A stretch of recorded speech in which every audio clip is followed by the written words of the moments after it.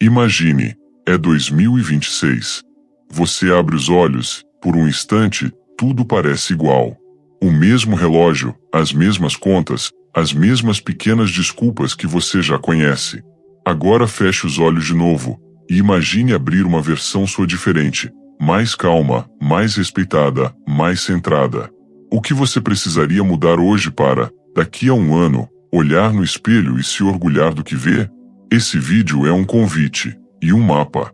Não é mágica, é método. Não é fuga, é responsabilidade. Inspirado pelo estoicismo, por Sêneca, Epicteto, Marco Aurélio e pela sabedoria prática que atravessa os séculos, vou te guiar por 8 práticas profundas, uma história por prática, para transformar 2026 no ano em que você, finalmente, zerar e recomeçar com propósito. Antes de começar, este conteúdo chega até você porque alguém curtiu, compartilhou e comentou. Se isso fizer sentido para você, apoie o canal Império Estoicismo com um like e se inscreva. Eu te peço isso no momento certo do vídeo, combinado? O que realmente significa zerar, e por que isso importa tanto em 2026? Zerar não é apagar sua história, fingir que nada aconteceu ou tentar recomeçar do zero como se você tivesse 15 anos de novo.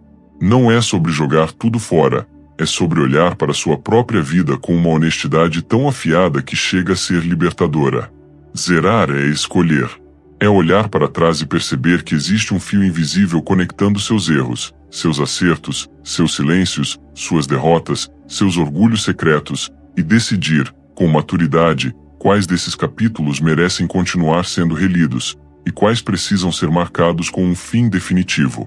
Zerar é um ato de coragem silenciosa, porque exige admitir que muita coisa que você carrega hoje, medos, culpas, vícios, crenças, maus hábitos, aquela sensação de estar sempre devendo algo para si mesmo, não pertence mais à pessoa que você está tentando se tornar em 2026. E, mesmo assim, você continua levando. Como uma mala velha que ninguém te obrigou a carregar, mas que você teima em segurar. Zerar é um renascimento interno, sem frescura, sem romantização. Quando você tinha 20 anos, talvez a ideia de recomeçar fosse empolgante. Hoje, com 35, 45, 55 anos, recomeçar tem outro peso. Hoje você tem memórias, responsabilidades e cicatrizes. E isso muda tudo. Mas veja a beleza disso. Quanto mais maduro você fica, mais condições você tem de perceber onde realmente vale a pena colocar energia. Os estoicos sabiam disso muito antes de nós.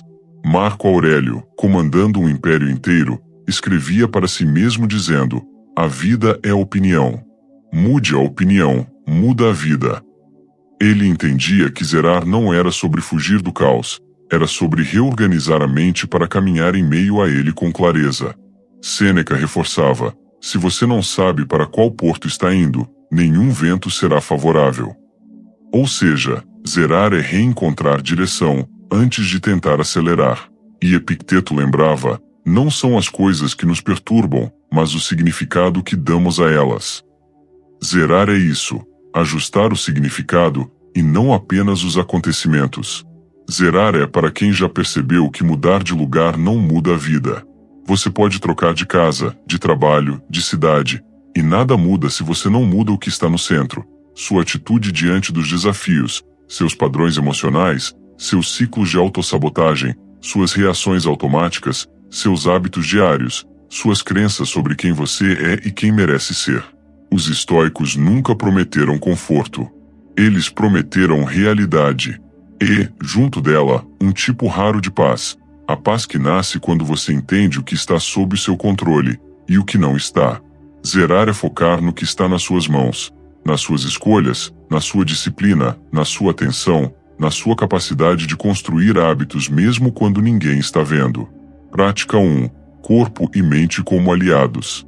O impulso silencioso que começa no físico, ***, vamos aprofundar isso. Imagine a história com mais nitidez. A história de José, e o primeiro passo invisível que muda tudo. José, 48 anos. Gerente experiente, pai de 2 filhos adolescentes. Um homem que carrega o peso de uma casa, do trabalho, de contas, de responsabilidades e, sobretudo, o peso de nunca ter tempo para si mesmo. Ele acorda todos os dias às 6h45, esgotado como se tivesse dormido 2 horas. Acorda com o corpo, mas não com a alma. E isso você talvez conheça também. Ele passa o dia inteiro resolvendo problemas que não escolheu, entregando metas que outros definiram, aguentando pressões que ninguém vê, e chegando em casa cansado demais para conversar, brincar ou até sentir prazer nas coisas simples. Um dia, sem anúncio, sem meta grandiosa, sem promessa de agora vai, ele decide caminhar. Não correr. Não treinar pesado. Não virar atleta. Apenas caminhar. 30 minutos. Antes do café. Não parece nada. Mas, para quem perdeu o controle do próprio ritmo, é enorme. Na primeira manhã, o corpo reclama. Na segunda, a mente inventa desculpas. Está frio. Você merece descansar. Não vai fazer diferença. Mas José continua. Não todos os dias, mas mais dias do que antes. E algo imperceptível começa a mudar. Não é o peso na balança. Não é a barriga diminuindo. Não é o fôlego. É outra coisa, a forma como ele se enxerga. Ele envia um recado silencioso ao cérebro. Eu ainda decido por mim. Esse é o verdadeiro início de qualquer transformação. Após algumas semanas, os efeitos se tornam visíveis. Ele dorme melhor. Sua irritação diminui. Ele pausa antes de reagir. O raciocínio fica menos turvo. As reuniões difíceis deixam de drenar sua alma. Não porque as reuniões mudaram, mas porque ele mudou internamente. Os estoicos sempre souberam disso. Eles não usavam palavras como produtividade ou bem-estar. Eles falavam de resistência, domínio interno, clareza. Marco Aurélio, imperador e soldado, usava o corpo como ferramenta de endurecimento emocional. Sêneca ensinava a resistir aos impulsos do prazer fácil e ao conforto preguiçoso. Epicteto repetia que a verdadeira liberdade nasce da disciplina, não da vontade solta. O corpo, para os estoicos, era o primeiro campo de batalha da mente.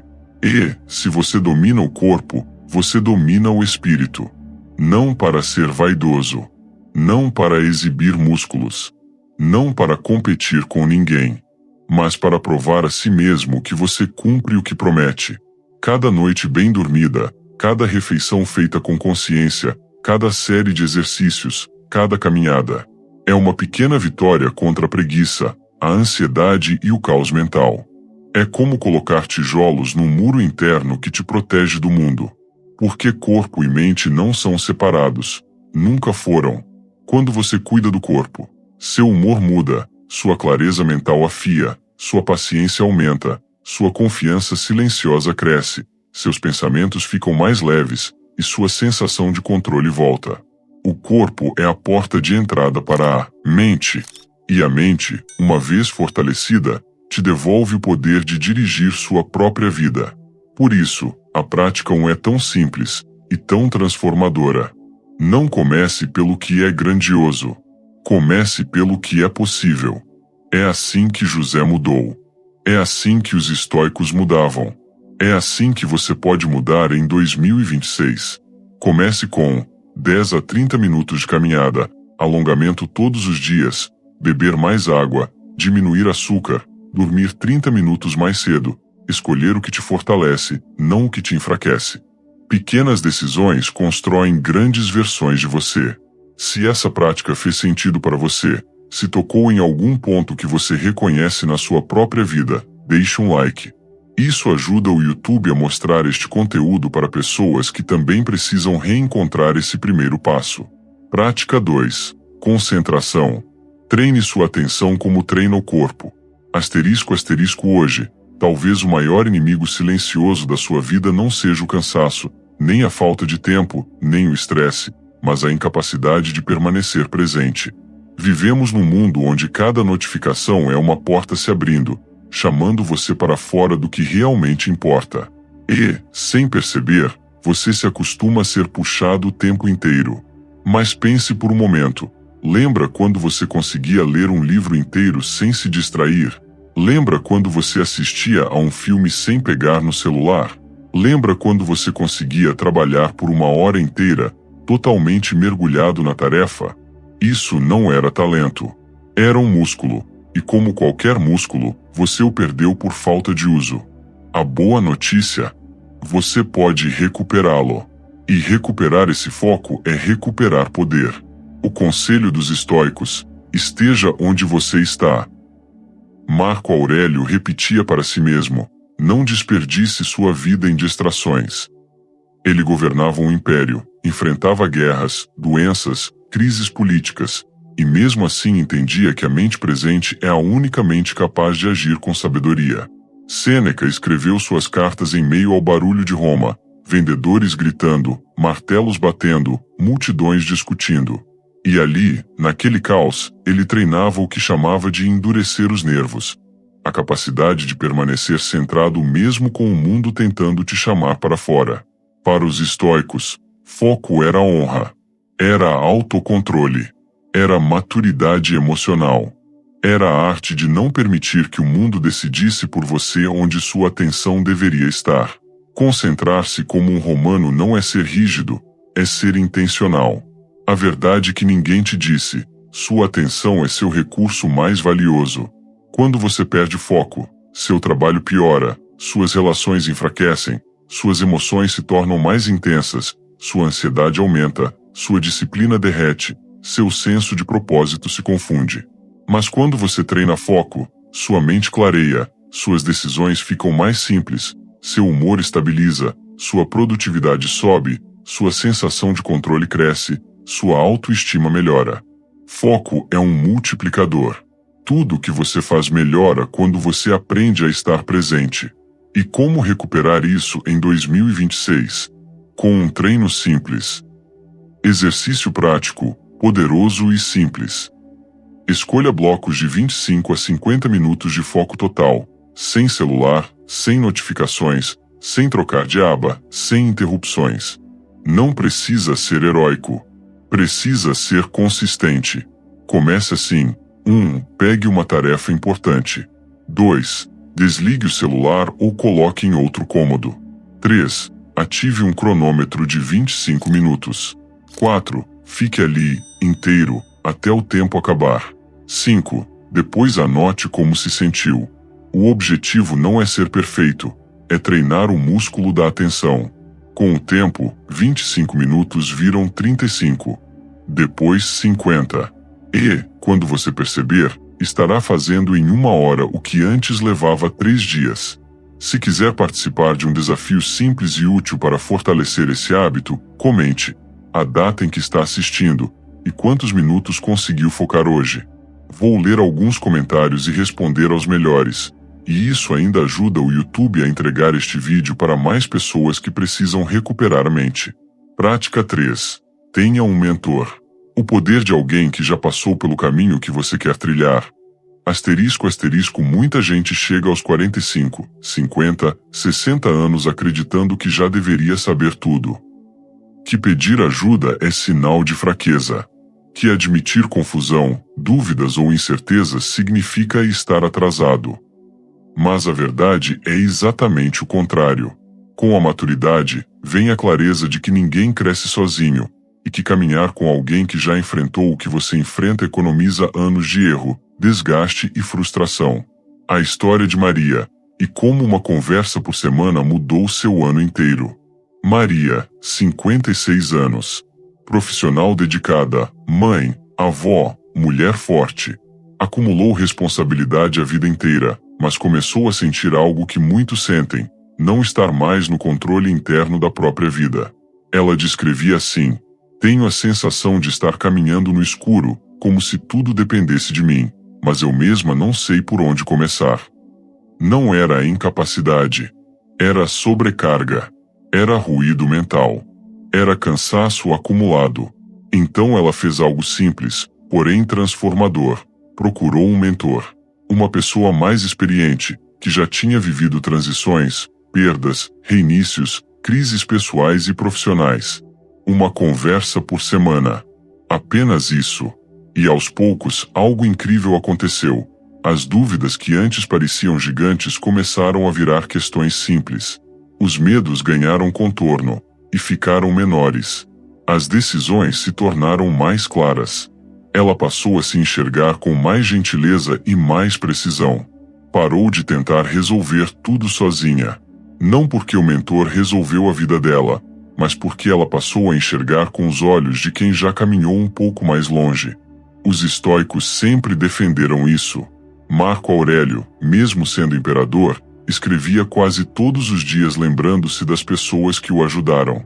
Ele dizia que foi moldado por professores, soldados, conselheiros e até escravos que lhe ensinaram humildade. Ele sabia: quem se isola, enfraquece. Quem aprende, expande. Epicteto, que nasceu escravo e se tornou mestre, era ainda mais direto. Pedir ajuda é um ato racional. É economia de tempo. Para os estoicos, buscar orientação não diminui ninguém, eleva. É estratégia. É inteligência emocional. É maturidade. Como aplicar isso na sua vida agora? Procure alguém que já percorreu o caminho que você quer seguir. Um conselheiro experiente, um terapeuta, um mentor profissional, um colega que viveu o que você vive, um professor, ou até um curso sério que te coloque perto de mentes melhores. Você não precisa caminhar sozinho. Não precisa descobrir tudo do zero.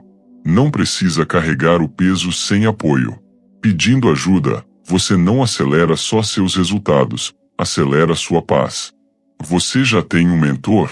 Comente sim ou não, e se quiser, conte como isso impactou sua vida.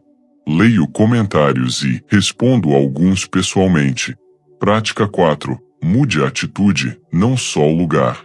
Transformação real não é geográfica, é interna. Asterisco, asterisco, quantas vezes você já pensou: se eu me mudar, se eu trocar de trabalho, se eu viver em outro bairro, se eu começar do zero em outro lugar? E quantas vezes, depois que a mudança aconteceu, a sensação interna continuou exatamente a mesma? Os estoicos explicavam isso com precisão cirúrgica. Sêneca: a doença segue o doente. Não é o ambiente que carrega a bagunça. Somos nós. Você pode trocar de casa, de cidade, de emprego, até de país. Mas, se levar consigo as mesmas crenças, os mesmos medos, os mesmos padrões emocionais, os mesmos hábitos que drenam energia, a mesma tendência de adiar, o mesmo jeito de reagir ao estresse, então nada muda de verdade. É como pintar uma parede rachada. Por fora parece nova, mas por dentro tudo continua frágil. Transformação real exige reconstrução interna, não apenas troca de cenário. O erro mais comum da vida adulta: achar que o problema está do lado de fora. O trânsito, o chefe, a rotina, os filhos, o casamento, o barulho, o cansaço, a falta de tempo. Tudo isso influencia, claro, mas nada disso explica tudo. A pergunta estoica é outra: o que em mim contribui para essa situação? Essa pergunta dói. Ela exige humildade, exige coragem e, principalmente, exige sinceridade consigo mesmo. Mas é nela que começa a mudança profunda. Exercício prático, simples, direto, transformador. Escolha uma situação que você costuma culpar no ambiente: trânsito, trabalho, silêncio da família, bagunça da casa, rotina, dificuldade de tempo. E pergunte: o que em mim está alimentando isso? Pode ser sua falta de organização, sua reação emocional automática, sua dificuldade de impor limites, seu hábito de adiar, seu medo de confrontar, sua tendência de evitar conversas, sua incapacidade de dizer não. Escreva a resposta. Sim, escreva. Ver no papel muda tudo. É o primeiro passo para agir de dentro para fora, e não de fora para dentro. Prática 5. Liberte-se das correntes invisíveis, vícios e dependências. Sêneca foi direto: somos todos escravos de algo. Poder pode vir da renúncia. Seja o smartphone, o cigarro, o jogo, o hábito de consumir cada minuto livre com conteúdo vazio. Tudo isso diminui tua autonomia. A liberdade estoica é escolha, reduzir o que te escraviza para alargar sua capacidade de julgar e agir. Comece pequeno, escolha uma dependência e defina um experimento de 7 dias sem ela. Observe a sensação de autonomia crescendo. Anote recados que o hábito te dava. Muitas vezes o vício é substituto de algo não resolvido. Prática 6. Abandone a perfeição, cultive o progresso. Perfeccionismo não é uma virtude, é uma prisão silenciosa.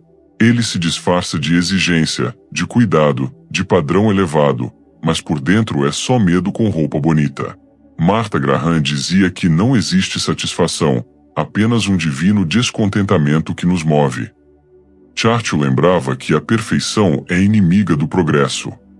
E Epicteto, muito antes deles, já nos advertia: erro é parte da natureza humana, insistir no erro por orgulho é que é irracional. Quando esperamos pelo momento perfeito, pelo cenário ideal, pela coragem completa, pelo talento pronto, perdemos dias, meses, anos. Para quem está entre 35 e 60 anos, isso pesa mais do que nunca. O tempo tornou-se o ativo mais valioso, e cada minuto gasto lapidando algo que ainda nem saiu do papel poderia ser usado para aprender, testar, ajustar e evoluir. A mentalidade estoica é simples: melhor 1% feito do que 100% imaginado. Melhor rascunho no mundo real do que obra-prima presa na cabeça. Melhor errar andando do que paralisar esperando um ideal que não existe. O progresso constrói confiança. A perfeição só constrói ansiedade. Hoje, ainda hoje, entregue algo incompleto que você está adiando há semanas. Poste aquele vídeo, mande aquela mensagem, finalize aquele projeto quase pronto, publique aquele texto que você revisou 10 vezes. Entregue na versão que existe agora, e depois você melhora. O mundo não recompensa quem espera, ele recompensa quem age. Se você entregou algo hoje, escreva nos comentários: entreguei, e diga o que foi. Vamos celebrar cada movimento, porque o movimento gera vida. Prática 7. Pare de procrastinar. Comece agora. Marco Aurélio era claro: você já sabe o que deve ser feito. O problema é que adia. A procrastinação é mais do que um hábito ruim, é um ladrão de futuro. Ela cria a ilusão de que teremos mais tempo amanhã, mais energia à noite, mais clareza semana que vem. O amanhã sempre parece perfeito, até virar hoje. Pense em seus objetivos como uma conta bancária emocional, financeira ou espiritual. Cada ação tomada hoje é um depósito. Cada adiamento é um saque. Cada semana procrastinada é um mês perdido. E cada microação é um tijolo do futuro que você quer viver. Quem deseja resultados em 2026 precisa começar a construir o terreno em 2025. E isso só acontece com ações pequenas, simples, quase invisíveis, mas consistentes. Pegue um papel, ou bloco de notas, e escreva 3 ações que, se feitas hoje, mudam seu mês. Não as 10 mais importantes da sua vida. Apenas 3. E então, faça pelo menos uma agora. Não amanhã. Não mais tarde. Agora. A ação quebra o ciclo mental que prende. Ela inicia a inércia positiva. Prática 8. Escolha uma palavra mestra para 2026. Sêneca dizia: nenhum vento é favorável para quem não sabe aonde quer chegar. E essa frase, simples e direta, contém uma das maiores lições estoicas: clareza cria destino. Quando você escolhe uma palavra mestra para guiar seu ano, você não está apenas definindo uma intenção, está construindo uma bússola interna, uma âncora para quando o mundo puxar você para direções opostas.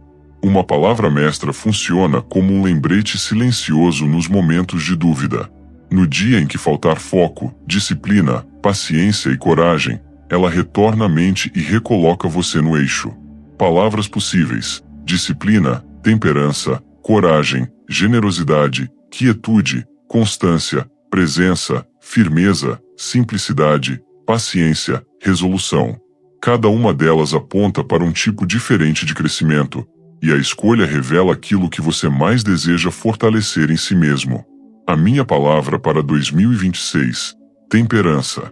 Não como moderação fraca, mas como equilíbrio forte. A capacidade de calibrar emoções, ajustar impulsos, decidir com lucidez e agir com sobriedade.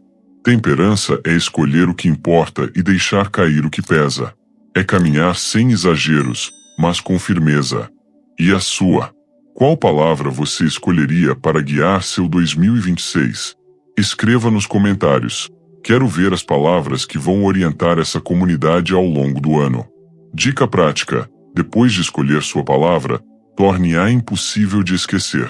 Coloque no fundo de tela do celular, no alarme da manhã, em post-its no espelho, na mesa ou no painel do carro.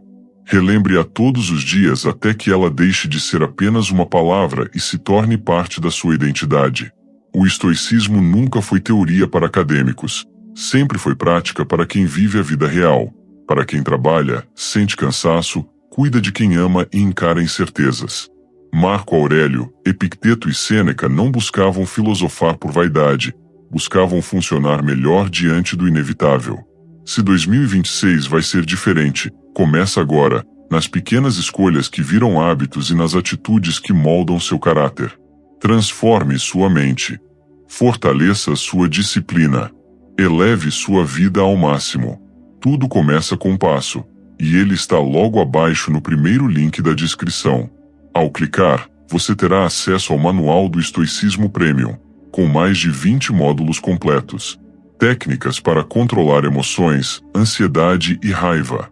Estratégias para lidar com términos, frustrações e pressão diária. Métodos estoicos para fortalecer sua mente, melhorar relacionamentos e tomar decisões mais sábias.